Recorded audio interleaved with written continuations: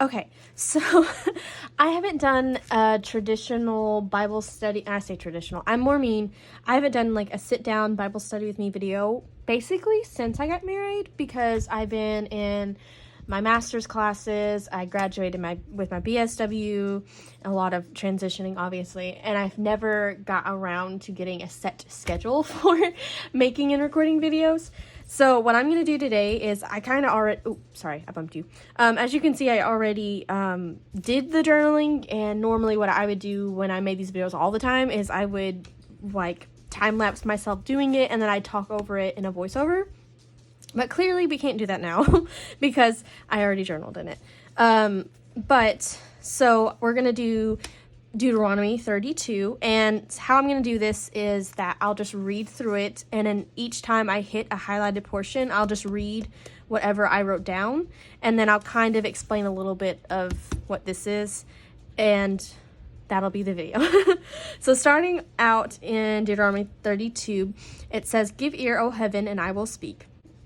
To clarify, the context of this is the song that Moses is singing. So it says that Moses spoke the words of this song until they were finished in the ears of all the assembly of Israel. So basically, this is what I'm about to read is what Moses is. It's a song basically of what he's saying.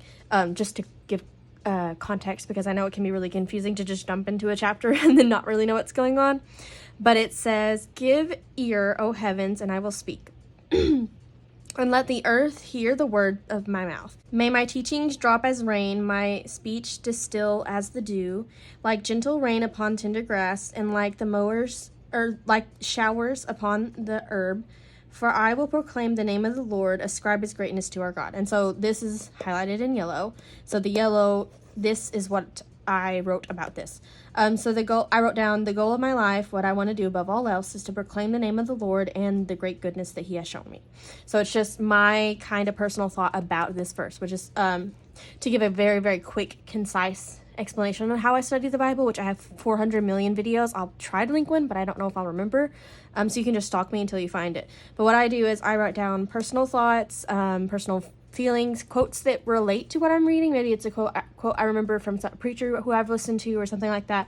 I link verses to different verses, so if there's ever a cross-reference, or they just have a similar style of what they're saying or what the subject is about. And then I also do cultural context from Bible study or study Bibles, sorry, or commentaries.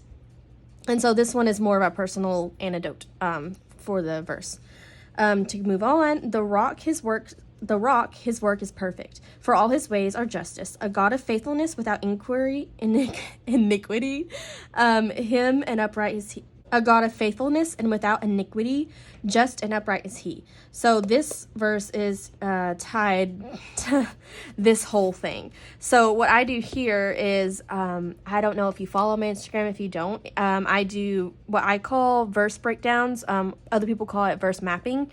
And I look at a verse and I basically pick it apart to where I can understand the verse better. So for this one, I talked about how the rock obviously is God, so it's reliable and stable. It can't be changed or moved, and we can find comfort and hope in that. His work is perfect. His work is perfect, that of redemption and salvation, in which there is a display of all the divine perfection, complete to all its parts. That's a quote by Matthew Henry.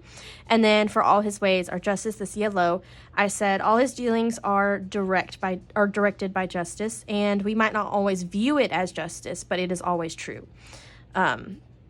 And then down here, the faithfulness I highlighted because anytime I run into an area of scripture that defines something about God or talks about his character, I typically write it out just to remind myself and make sure that I'm always looking for him in the Bible instead of myself. So God is faithful, without iniquity, just and upright.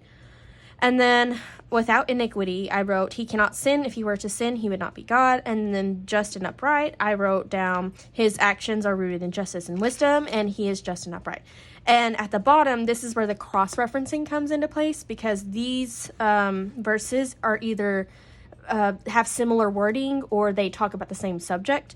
And I just write them out so that I can look back and study them. I kind of did it right here too, because this is anytime God is referred to as a rock.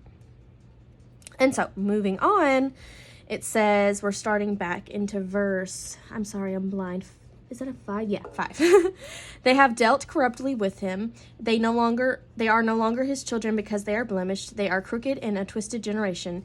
Do you thus repay the Lord, you foolish, senseless people? Is he not your father who created you, who made you and established you? And then I wrote out to the side, that's kind of like what I do here. If I ever read something about God that kind of defines his character, I write it out. I wrote out that God has created us, made us, and established us. So I also look for any time there's a relationship, it like explains our relationship with God. So he has created us, made us, and established us. And then going into verse 7, it says, remember the days of old, consider the years of many generations. Ask your father, and he will show you, your elders, and they will tell you. And so this one I talked about right here. And I said, the most important job you have is to teach Jesus to your children. So I don't have kids yet, and I don't plan to have them anytime soon, unless something, God just has other plans. But I am trying to make sure I keep an eye out for things like that, because I know at some point I will be a parent, whether biologically, fostering, or adopting. So I try to keep that in mind while I'm reading also. So that's another tip. You might not be married yet, but you should still kind of keep an eye out for verses that talk about marriage if that's your plan, and if you're called to that, because some people are called to singleness. But if you do know that you're going to be married and you want to be married, keeping an eye out for things that might prepare you for the future is a great little tip. And then we move on, and it's verse 8. It says, when the Most High gave the nations their inheritance, when he divided mankind, he fixed the borders of the peoples according to the numbers of the sons of God. Ignore that. That's my dog. If you hear the clinking, it's her collar. I have ADHD, so it bothers me, and I just had to address it in case you did too. But anyway, moving on. See, ADHD. But the Lord is the portion of his people. Jacob is his allotted heritage. And that's basically the end of kind of what we're going to go over. At the top, I basically wrote out a God of faithfulness and without iniquity, just and upright is he. So most of the time, if I have extra room and I haven't used up the entire thing for the page, I'll write out a quote that I really, really liked, or something that kind of resonated with me, or just something that I need a reminder of, and I write it at the top. But anyway, there's a lot of other stuff I could go over later, but I'll eventually start getting back into the habit of making these videos. But anyway, like I said, this is something I'm doing now on Instagram, and I just started putting in all of the ones that I'm making into my Bible, because I've been doing them digitally and I haven't been doing them like pen and paper, and I realized that I really enjoy doing it, so I'm probably going to do more of it on pen and paper. I'll probably make some videos kind of explaining how I do it, because I know, well, not really explaining, but like just going through. I'll probably make some videos of me doing this. I know that I uploaded like a time lapse, but I didn't really talk in the video, so I'll probably just have one video where I go through and I kind of give you my thought process and how I kind of do it. So I'll just work through it. I'll be like, oh, the rock, this. Sometimes it's just like random things that I notice and I pick out that no one else might pick out.